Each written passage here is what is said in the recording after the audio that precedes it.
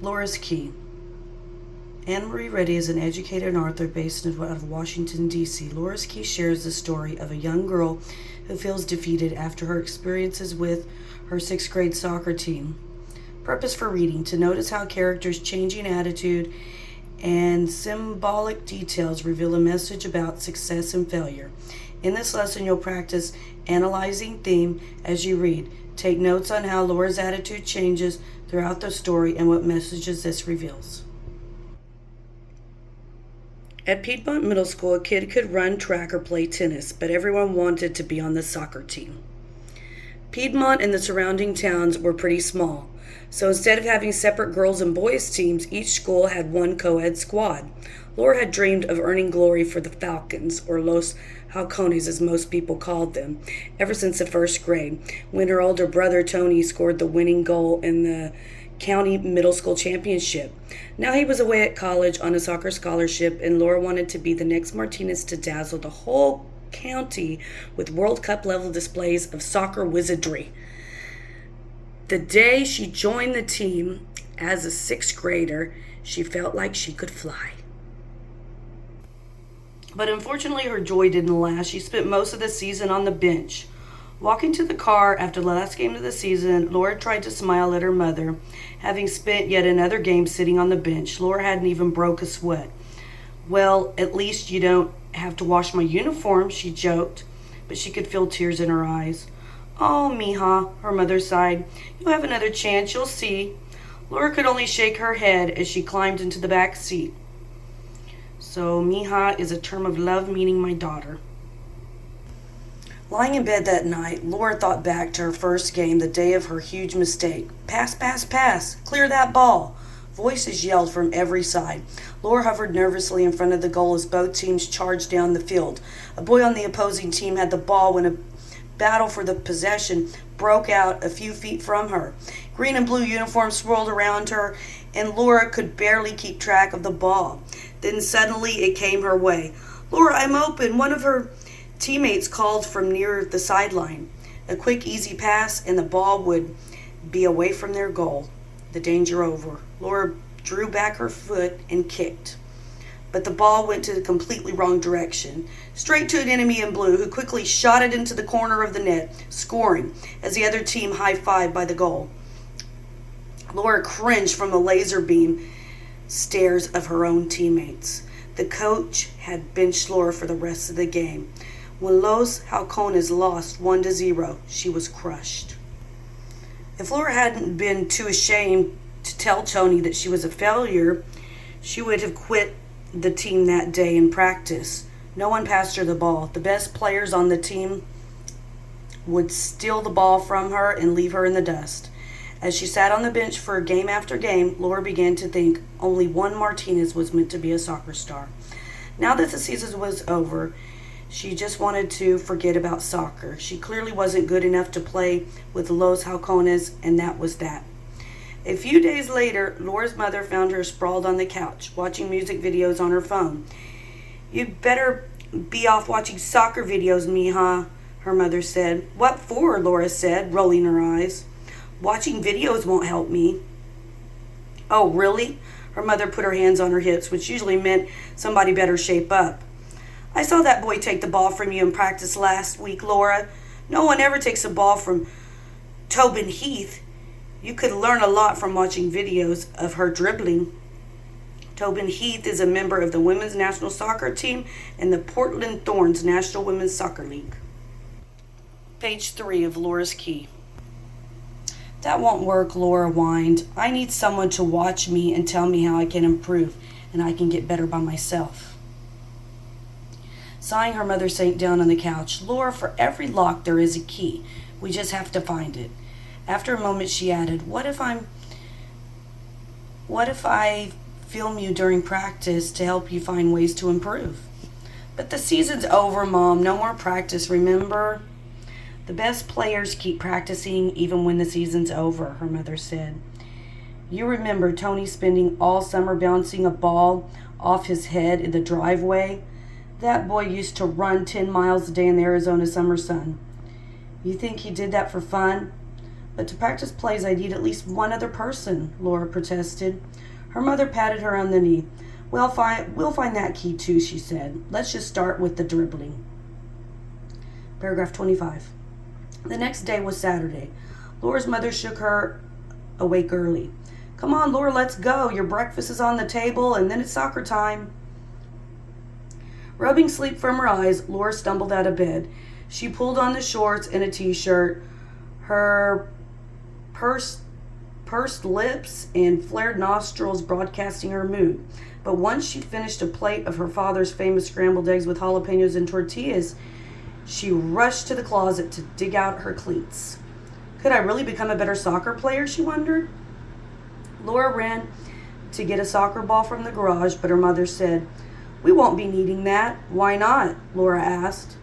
You'll see, come on. Her mother strode down the street with a tote bag over her shoulder and a jumbo box of trash bags.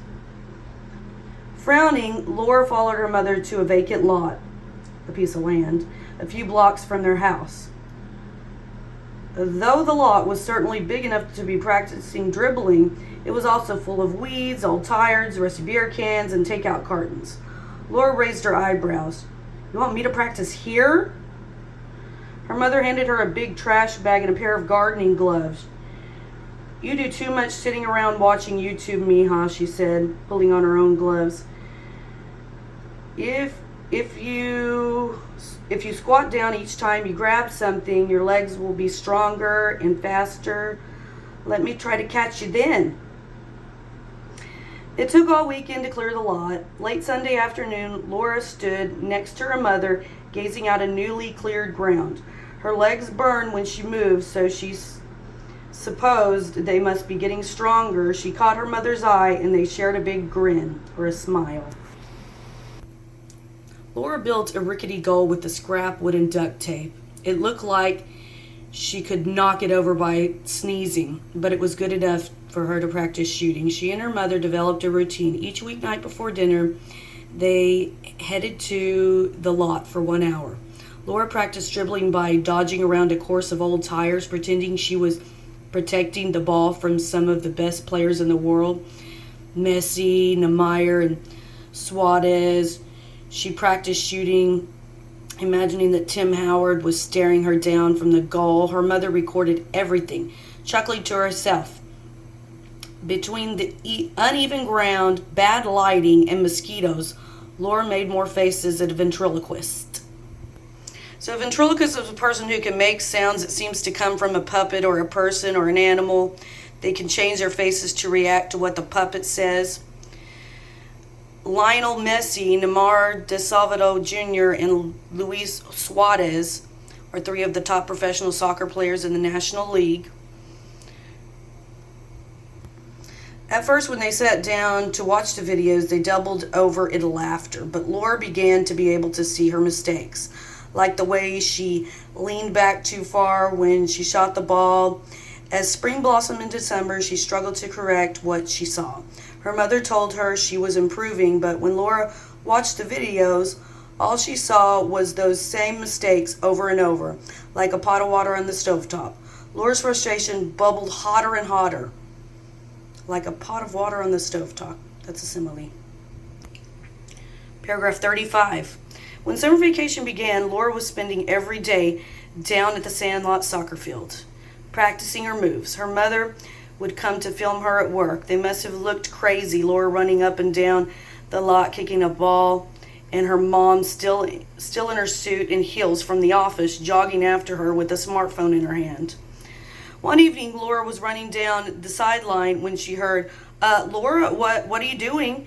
She stopped panting and saw it was Daquan, a boy in her grade school, and a couple of other kids from the neighborhood. I'm perfecting my dribbling against imaginary defenders, Laura said. She laughed, and when she saw the looks on their faces, then she asked, I don't suppose any of you want to practice with me? I would, said Daquan, but they wouldn't take me on Los Halcones because I don't run fast enough. Oh, I have the key to open that door, said Laura. I used to be slow, but my mom taught me how to get faster by strengthening my leg muscles. She ducked her head and peered out at Daquan from behind her bangs. I can show you how if you want. Dope, Daquan said. I have a net we can set up at the other end of the field too. Page 5. Isabel, who lived a few blocks over from Laura, said, I want to play. I can kick the ball anywhere I want to, but I don't really understand the rules. Her cheeks reddened as she lowered her eyes, and Laura knew why in the neighborhood. Not understanding soccer was like not knowing 2 plus 2. No worries, I can teach you, Laura assured. I spent so much time last season on the bench that I basically have the rule book memorized. Laura rolled her eyes and let out a theatrical groan. Groan is a dramatic emotion. Isabel smiled. Cool, I bet I could get my little brother and his friends to play if you want. Daquan said, yeah, my 10-year-old sister will want to play too. And we could take turns recording video when your mom's at work. Then everyone would get a chance to play. Laura spun around to where her mother was standing and was surprised to see she had put her phone away and picked up her purse. Time had flown by so quickly. Okay, mija, it's dinner time. We gotta go. Smiling at Isabel and Daquan, she added, you kids make sure you bring plenty of water with you tomorrow, maybe oranges too. You know how hot it gets running around in the sun. Laura waved goodbye to her new practice buddies and skipped after her mother, and when she caught up, her mother winked at her. See, Laura? A key for every lock. That's a metaphor. Laura met Daquan and Isabel the next morning, and they'd each brought siblings or friends along. Laura's mom had packed her old red wagon full of water and oranges for snacks. They started their practice with squats and sprints. Laura's mother had recommended for strong legs, and then practiced passing the ball to each other. They missed a lot of passes, but everyone encouraged each other and tried their best. Laura never knew soccer practice could be so much fun. As she walked home for dinner, she thought, I really hope they all come back tomorrow. They did come back, and as the summer days passed, more friends from the neighborhood joined. The kids took turns being the official videographer, and on rainy days when they could not play, they gathered at Laura's house to watch the videos. Paragraph 50. That summer, Laura's feelings about soccer were like a roller coaster. One moment she would feel like Carly Lloyd, which is an American women's soccer player, 2-time Olympic gold medalist, smashing in a goal. But the next she would trip over her own feet and land in the dirt. Sometimes she didn't even want to get up. It was like Los Halcones practice all over again. But there was one big difference between those practices and these. When she landed on her face, Daquan pulled her back up, asking, okay, Cap. Cap refers to captain. When one of her passes went awry, flying off towards who knew where, Isabel would joke, hey, I'm over here. It's too hot to run after crazy balls. They discussed plays and techniques with her, helped her identify errors, and shared suggestions on how she could improve. Some evenings, wincing while her mother cleaned her latest scrapes and rubbing alcohol, Laura thought about quitting. But when she pictured her friends at the sandlot field, waiting for her to appear, she knew she couldn't desert them. One afternoon, they were practicing passing, still Laura's weakest skill, when Isabel called out, hey, Laura, I think you have a visitor. Looking at the side of the field, Laura thought she would see her mother home early from work, but instead she saw a tall, lean young man with a huge smile. Tony! Full of excitement, she dashed towards her big brother.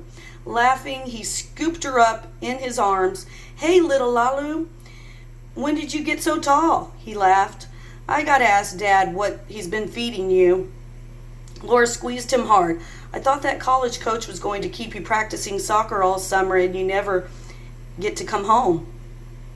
Tony smiled and held her arms together, admiring how fit and brown she was. Believe me, I needed the practice, but I also needed some of Dad's huevos y jalapenos. And when I heard my little sis was starting her own soccer empire, I decided to come check it out. Wait till Los Halcones see you in September. Laura's heart fell in her embarrassment. She had avoided telling Tony about how she blew it with Los Halcones. What would he think when he knew his little sister was a failure? Seeing her facial expressions, Tony frowned. Lalu, what is it? Suddenly you look like your best friend just moved to Alaska. Laura knew she couldn't put it off any longer. She had to tell him, waving to Isabel. She pointed toward Tony and then toward her house. Isabel nodded and waved goodbye.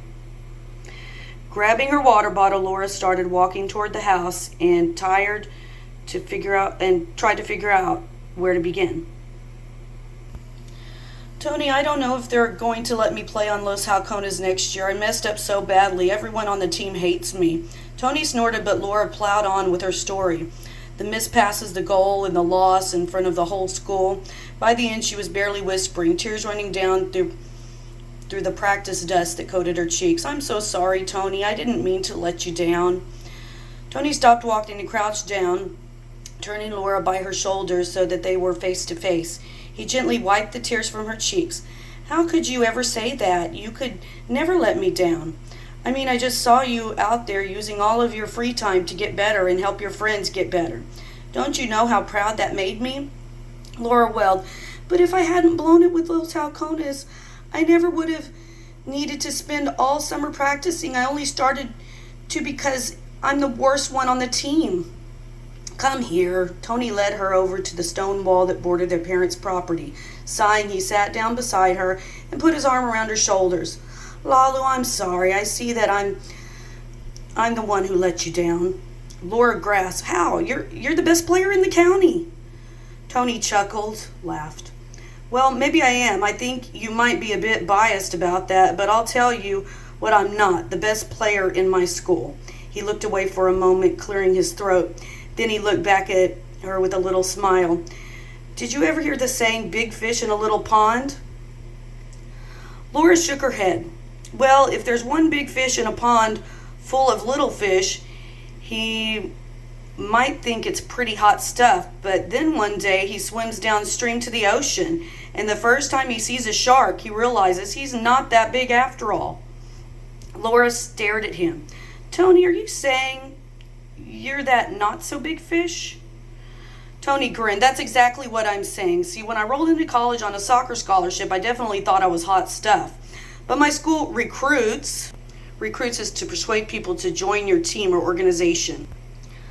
From all across the country, Lalu, there are guys on my team. Shaking his head, he let out a low whistle. This senior from Connecticut can sink goals that would blow your mind. And there's a guy from Miami who dribbles like he has 4 feet. Like Tobin Heath? Laura asked. Tony nodded. Yeah, like Tobin Heath. In fact, the dude missed a couple of weeks of school to try out for the men's national team. Laura bugged her eyes out to show how impressed she was. Exactly, he said. I saw real quick that the level on this team was high. And if I hadn't gotten it in practice, I sure got it in the first game, all of which I spent sitting on the bench. Tony was quiet for a moment, a dark look on his face. That was rough for me, Lalu. I went back to my dorm that night thinking I was going to quit the team, quit college, all sorts of crazy stuff. Paragraph 75. What stopped you? Well, first I thought about what Mom would say. The siblings shared a look and burst out laughing. Yeah, I did not want to live through that, but I also got an attitude adjustment. Bryce, that guy from Connecticut who shoots like Cristiano Ronaldo, came over to me at the practice that week and gave me some pointers. Just a quick comment on how I could get my goal shots to curve more, and I realized that instead of thinking about giving up, I should think about rising to the level of the teammates.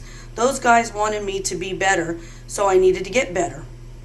Tony looked at her right in the eyes. If there's one thing we know how to do, it's family. It's work hard. I decided that I might not be the best player on the team, but I was surely going to be a better player by the end of the year.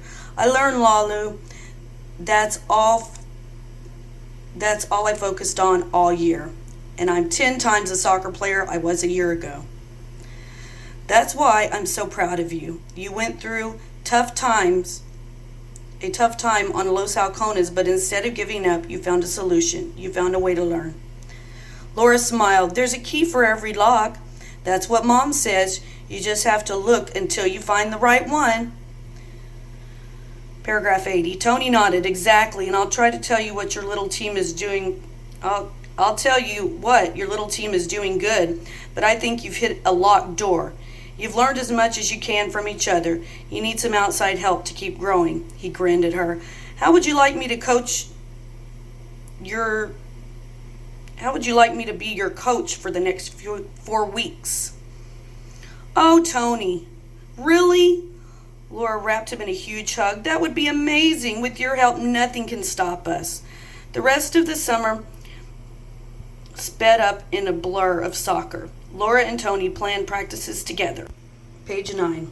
Over breakfast. Ran drills and scrimmages in the hot sun at the sandlot all afternoon and watched practice videos after dinner to analyze each player's performance. Some nights, as Laura lay in bed, she thought her brain was as sore as her muscles. It turned out Daquan's father had a friend who ran summer soccer camp a few towns over. He and Tony arranged for their practice groups to play a friendly game against the kids from the camp. Laura could hardly believe it. They were going to play a game like a real team. We need a team name, she said to the others. It was their last practice before the game. Paragraph 85. Tony smiled. I've been thinking about that. What do you all think about Los Alacranes? Laura grimaced. The scorpions? Ew. No, wait, I think that's perfect, Isabel said. Do you guys know that bark scorpions take 5 years to grow to full size? So, Daquan looked unimpressed.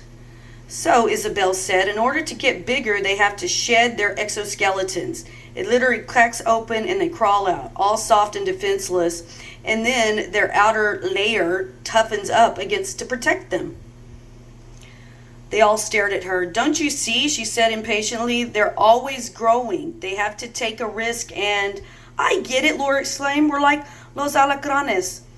We started the summer trapped in our little shells of I'm no good at this, but we took a risk and shed those shells, and now we're bigger and tougher than ever. Exactly, Tony looked at them with pride. And tomorrow those other kids are going to feel our sting. Los Alacranes high-fived all around, and Laura grinned with all her teeth. The game was on Thursday night at the permanent, well-lit fields of soccer camp. As Laura walked out onto the perfectly groomed grass, she was surprised to see that there was quite a crowd in the stands. Her mom waved at her, and her dad winked as his hands full of snacks. Daquan's brothers were there, and even Isabel's grandma came along. Suddenly, Laura's pulse picked up, and her palms felt sweaty. This was nothing like her sandlot. Paragraph 95. Hey, Daquan said beside her, if they play on this fancy field all the time, I bet they ain't even ready for what these desert scorpions can do. They nodded at each other and ran to where Tony was leading the team through warm-ups. The game was exciting and much closer than Laura had expected. Los Alacranes were outmatched, but they put up a tough fight. Daquan made an amazing save in the first half, and Isabel scored a goal she never could have back in June. And as for Laura, she didn't miss a single pass. In the end, Los Alacranes lost the game 3-2. But as Laura hugged Tony on the sidelines, she had never felt so proud. On the way home after the game, Laura sat in the back seat of her parents' car, squashed between Daquan and Isabel. Classes were starting up in a week, but soccer tryouts weren't until January. Daquan, Laura said, are you still trying to get faster? Always, Daquan said cheerfully. That red-headed kid smoked me today. What are you plotting now, Laura? Isabel asked with a smile. Well, I was thinking we might run cross-country this fall. For every lock. There's a key, the three of them said together, bursting into laughter. In the front seat, Laura's mother smiled silently.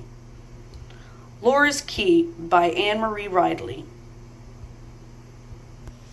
Page 11, text-dependent questions. Directions. For the following questions, choose the best answer to respond in complete sentences. Number 1. Which detail would be most important to include in summary? A. Laura continues to practice even when she wants to give up. B. Laura and her mother spend a weekend cleaning up a vacant lot.